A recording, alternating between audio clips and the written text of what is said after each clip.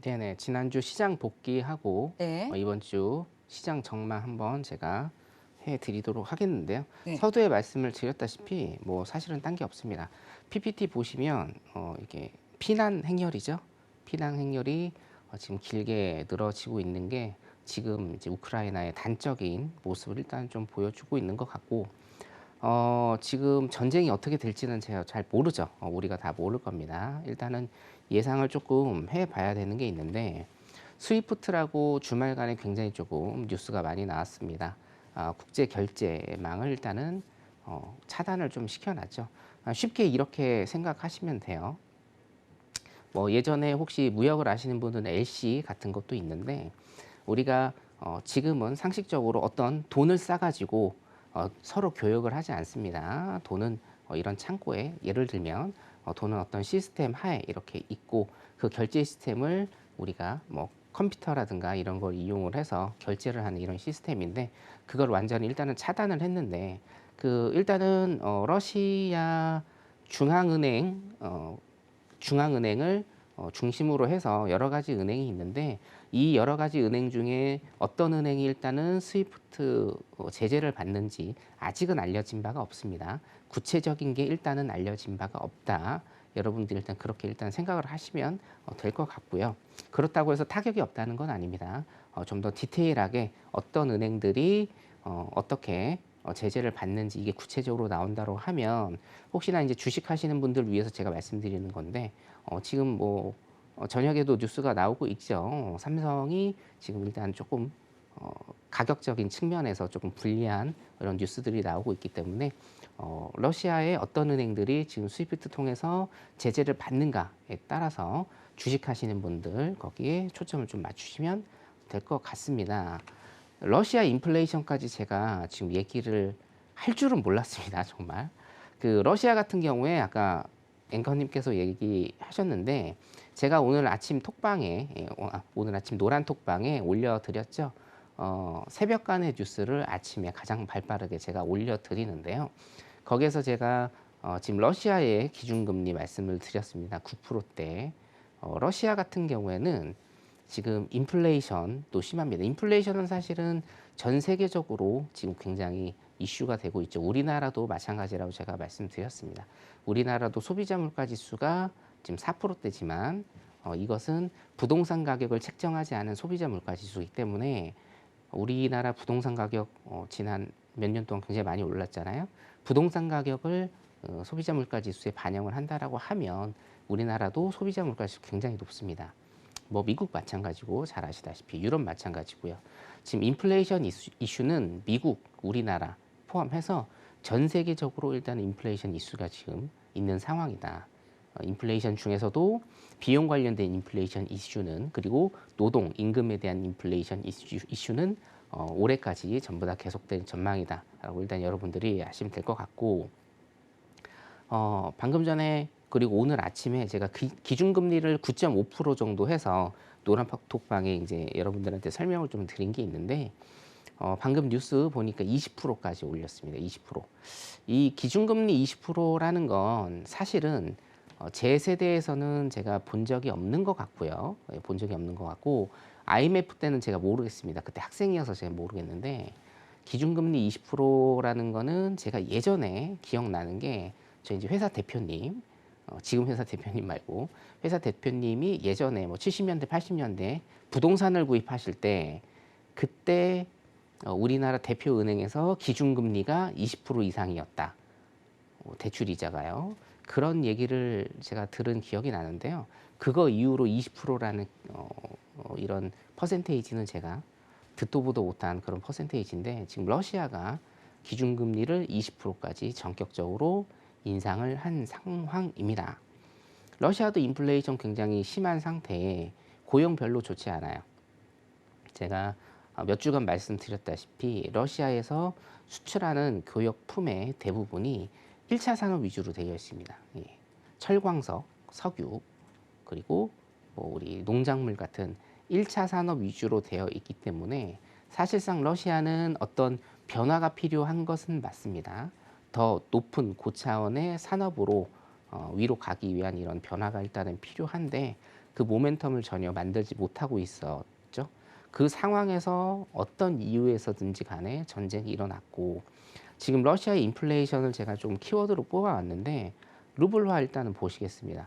어차피 인플레이션, 물가 그리고 한 나라의 경제 정책은 통화, 이 화폐 가치에 따라서 모든 것이 컨트롤되고 결정이 되기 때문에 자, 달러 대비 루블화 잠깐 보겠습니다. PPT 잠깐 보시면 이게 네. 지금은 올랐어요. 이게 오늘 아침에 제가 뽑은 거거든요. 지금 더 올랐습니다. 이게 루블화 같은 경우에 지금 화폐 가치가 계속 떨어지고 있죠. 쉽게 생각하시면 돼요, 여러분. 전쟁이 일어났으니까 이 나라의 화폐 누가 사겠습니까? 절대로 사지 않죠. 그렇기 때문에 수요가 떨어집니다. 수요가 떨어지면 어떻게 됩니까? 가격이 내려가죠. 화폐 가치는 어, 제가 항상 강조드리지만 수요와 공급 법칙에 의해서 여러분들이 충분히 이해를 다 하실 수가 있다라는 겁니다. 화폐를 누가 안 삽니다. 그러니까 수요 낮아지고 가격이 당연히 낮아지니까 화폐 가치는 당연히 떨어지게 돼 있어요.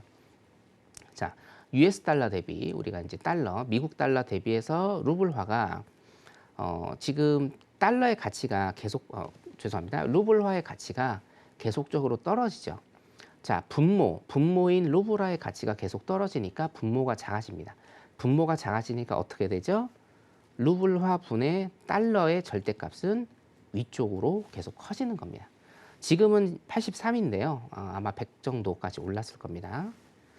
자, 이래서 러시아는 지금 우리가 흔히 얘기해서 디플레이션이나 스태그플레이션이라고 얘기를 하는데 사실 디플레이션 같은 경우에는 물론 이제 이론의 여지는 있습니다만 지금까지 디플레이션은 이론에만 일단은 있고 아직은 어느 나라에서도 형성이 되지 않았다라는 게 일단은 디플레이션이고 스태그플레이션 같은 경우에는 우리가 경기 침체하면서 물가가 계속 오르는 현상이잖아요.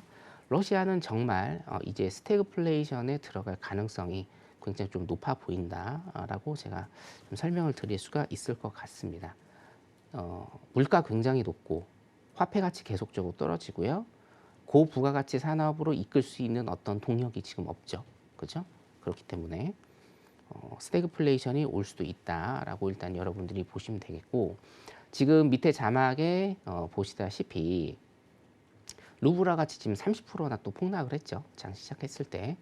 그렇기 때문에 글쎄 모르겠습니다. 섣부른 판단일지는 모르겠으나 경제적으로 러시아가 얼마나 버틸지는 굉장한 의문점이 남는다.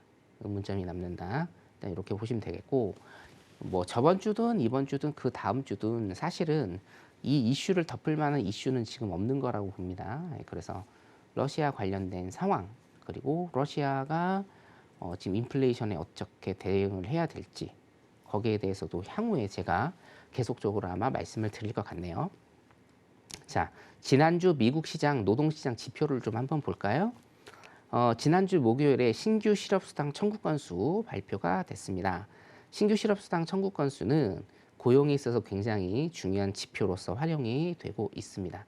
모르시는 분들을 위해서 제가 잠깐 간략하게 설명을 드리면 우리나라도 마찬가지인데 내가 실업 상태이다라고 하면 실업수당을 청구를 하죠. 실업수당 청구해서 뭐 4개월이든 6개월이든 실업수당을 청구를 하게 되는데 받게 되죠. 똑같습니다. 실업자가 많으면 신규로 실업수당을 청구하는 사람들이 많을 거고요. 실업자가 별로 없으면 신규 실업을 청구하는 수당을 청구하는 사람들이 적겠죠. 미국은 지금 실업률을 봐도 4.0% 왔다 갔다 일단 좀 할 것 같은데 3.8에서 4.2% 정도가 완전 고용의 상태, 정말 좋은 이상적인 고용의 상태라고 제가 말씀을 드렸습니다. 그래서 노동시장은 지금 일하고 싶은 사람은 거의 다 일을 하고 있는 상황. 그렇기 때문에 신규 일자리의 채용이 지금 안 되고 있는 상황이다. 그래서 어디까지 연결이 됩니까? 신규 일자리의 채용이 안 되기 때문에 사장님들이 그리고 고용주들이 자기 회사에 사람을 쓰기 위해서 임금을 더 주는 거죠. 그게 다음에 3월달, 내일이면 3월달인데 3월달에 발표될 시간당 임금이 어떻게 되느냐. 이것도 이제 굉장히 중요한 지표로서 지금 활용이 되고 있습니다. 자, 노동시장까지, 인플레이션으로 인한 노동시장까지 여러분들이 계속적으로 이해를 하셔야 되고요. 제가 이 얘기는 노란톡방에 지금 지속적으로 일주일에 몇 번씩 드리고 있으니까 노란톡 혹시 안 들어오신 분들은 들어오셔서 제 브리핑 보시면 될 것 같습니다. 자, 그 작년이죠. 20년. 우리가 코로나 팬데믹 이후에 코로나 팬데믹부터 지금까지 신규 실업수당 청구 건수를 보면 굉장히 조금 많이 낮아졌습니다. 코로나 이전까지 다 같다라고 일단은 보시면 되고요. 따라서 미국의 고용시장, 노동시장, 일단은 고용의 측면, 노동시장이라는 것 큰 프레임을 봤을 때 거기에 있는 고용은 지금 문제될 것은 없다. 단 문제되는 것은 뭐냐? 완전 고용 상태에 준한 지금 상황에 이 특수한 상황에 계속 임금이 올라가고 있다. 인플레이션 때문에 미국이 걱정을 하는데 임금이 계속 올라가고 있기 때문에 인플레이션에 악영향을 당연히 끼치겠죠.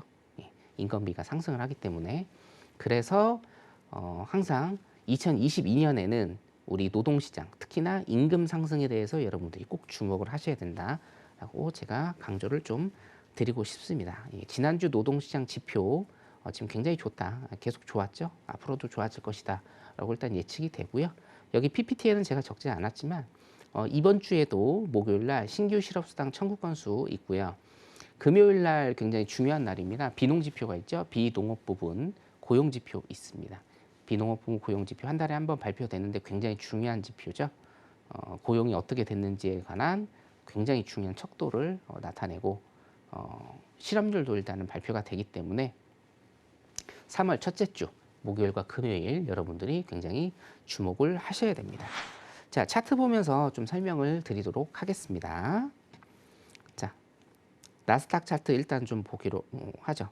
자, 제가 저번 주에 출연을 해서 자, 전저점을 깨는 자, 우리가 데드 크로스 다음에 골든 크로스로 올라가지 못하고 다시 데드 2가 나오는 다시 데드 크로스가 나오는 이런 모습을 보일 때는 그 전 저점을 깨는 이런 모습을 보일 수가 있다라고 일단은 말씀을 드렸고 13,025포인트까지 가는 큰 하락 후에 지금 일단은 반발 매수세가 나오고 있습니다. 반발 매수세가 나와서 이게 전쟁이 빨리 끝난다라고 하는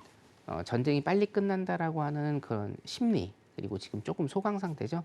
그런 매수 심리 때문에 이게 이제 기술적 반등이 나오는 게 아닌가라는 뉴스가 나오고 있는데 저는 그거는 아니라고 보고요.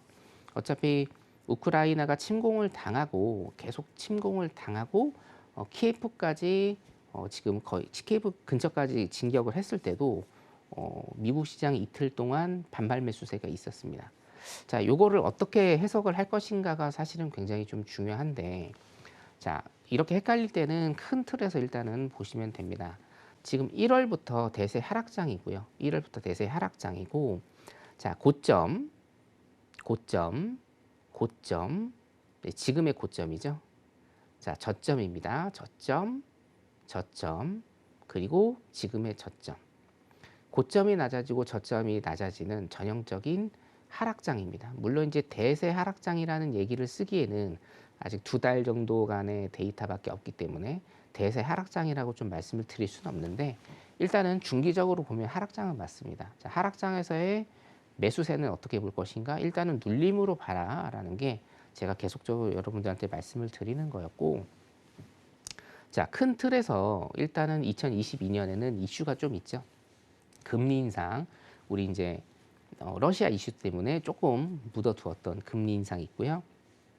대차 대조표 축소 이슈가 또 있고 제일 중요한 중간 선거가 있습니다. 여러분 중간 선거 굉장히 중요하죠. 바이든이 연임을 할 것인가 아니면 4년 딱 단임으로 끝날 것인가 중간 평가를 받기 때문에 굉장히 좀 중요한 이런 2022년의 이슈들이 있다. 그렇게 봤을 때 제가 2021년에 22년 장세 판단은 점차적인 박스형의 하락장이 될 가능성이 크다. 그리고 그 하락장 속에서 박스를 치는 이런 모습을 보일 것이다라고 제가 전체적인 큰 그림을 말씀을 드렸습니다.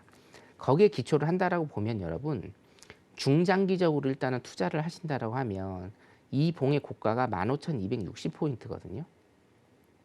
15,260포인트를 넘고 지지를 하지 않는 이상은 그냥 박스장이라고 보시면 됩니다, 여러분. 아시겠죠? 박스장이다.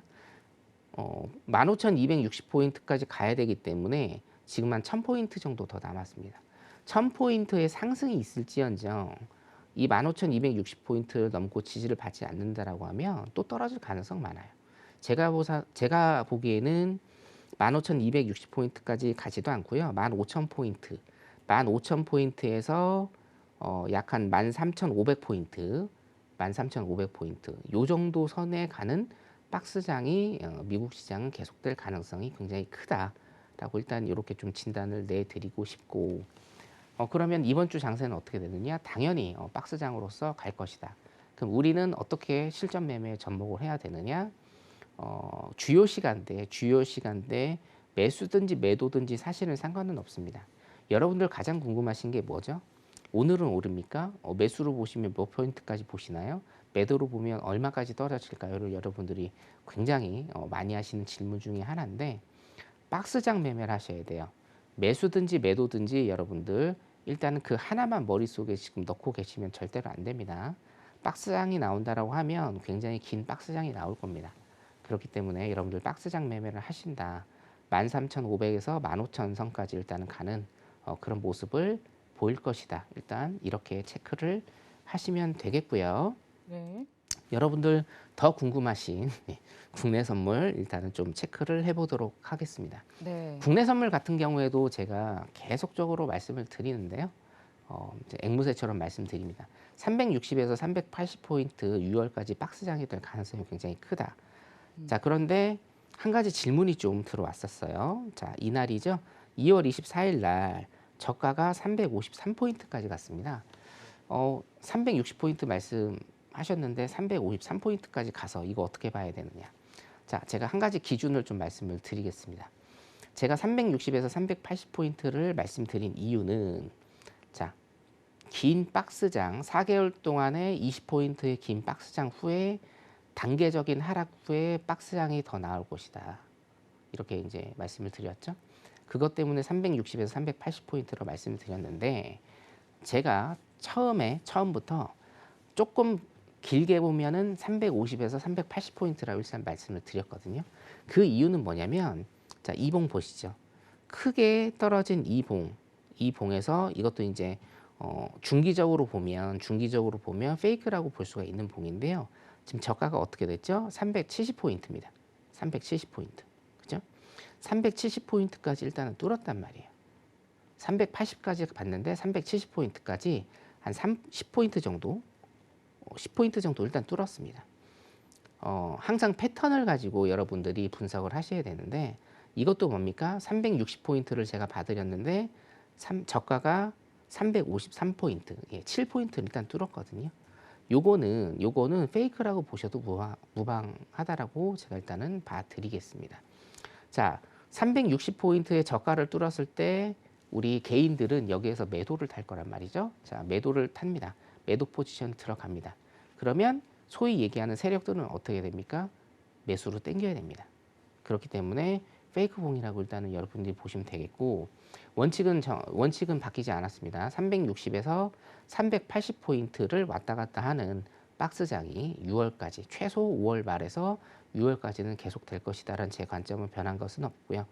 단 대세 하락장에서 박스치고 하락하고 박스치고 하락하는 이런 패턴을 지금 보이고 있기 때문에 박스장 후에 박스장 360포인트를 조금 뚫는 이런 모습은 간간히 보일 수가 있고 하지만 전체적으로는 360에서 380포인트 그리고 코스피 같은 경우에 물어보신 분들 굉장히 많은데 2600에서 2900포인트 박스장을 계속적으로 지금 이제 3월이니까 한 3개월 동안은 그렇게 치지 않을까 일단 예상을 하고 있습니다. 항생까지 좀 볼게요. 네. 항생 오랜만에 조금 봐드리는데요. 사실 노란 톡방에서는 항생 매일매일 봐드리고 있습니다. 항생도 사실은 별거 없습니다. 계속 반복적으로 드리는 말씀인데 대세 하락장입니다. 쭉 길게 놓고 보면 대세 하락장이고요. 대세 하락장 중에 조금씩 이렇게 기술적 반등을 줍니다. 지금 중국 같은 경우에도 지금 굉장히 애매한 스탠스를 좀 취하고 있죠. 러시아가 전쟁을 일으켰는데 중국은 지금 아무 얘기가 없습니다. 그리고 중국에서 2022년에는 제가 중국 공작회의 몇 주 전에 말씀을 드렸죠. 중국 공작회의를 해석을 하면 2022년 중국 경제의 큰 흐름을 알 수 있다. 거기서 제가 뭐라고 말씀드렸나요? 알리바바 같은 빅테크 기업을 계속 때릴 것이다. 제재를 많이 가할 것이다. 그리고 미국 나스닥에 상장되지 못하게 많이 묶어둘 것이다. 그러면서 중국 경제, 중국의 내수 경제는 살려야 되기 때문에 금리 인하라든가 이런 것들을 계속 던져주고는 있으나 이게 큰 임팩트가 있는 경제 정책은 아니기 때문에 어떻게 됩니까? 효과는 지금 미미해지고 있다. 이렇게 일단은 결론을 내시면 될 것 같고 똑같습니다. 중국장이나 항생장이나 홍콩장이나 똑같이 보시면 되고요. 대세 하락 중에 이렇게 매수 쪽으로 일단은 튕기는 것들은 여러분들 기술적 반등으로 눌림목이다라고 일단 생각을 하시면 되고요. 전체적으로 아직도 매도 포지션으로 계속 가시는 게 좋을 것 같습니다. 미국 시장이나 한국 시장이나 중국 시장이나 홍콩 시장이나 전부 다 어떤 모멘텀들은 없어요. 뭐 미국은 조금 모멘텀이 있기는 하죠. 지금 금리 인상 후에 어떻게 될지 그리고 일단은 기업들이 굉장히 탄탄한 기업들이 많기 때문에 우리 미국 시장 지수를 끌어올리는 데 역할을 했었잖아요. 하지만 일단은 2022년에는 지금 말씀드렸다시피 금리 인상 그리고 우리가 생각지도 못한 전쟁 등등 해서 상승에 대한 모멘텀이 그렇게 크지 않은 시장임에는 분명합니다. 그래서 일단은 매도 포지션으로 여러분들이 주목을 하시면 될 것 같고 나스닥 같은 경우에 마지막으로 한 말씀 좀 드리면 사실 노란 톡방에 계신 분들은 지금 뭐 조금 안타깝지만 우크라이나 사태로 인해서 굉장히 많은 지금 수익을 올리셨습니다. 저번 주 목요일부터. 그래서 일단은 나스닥도 지속적으로 매수 포지션으로 반등 주는 것은 우리가 눌림목으로 보시고 매도 포지션으로 당분간은 가시는 게 나을 것 같다라는 생각이 듭니다. 지수 여기까지 봐드리겠습니다.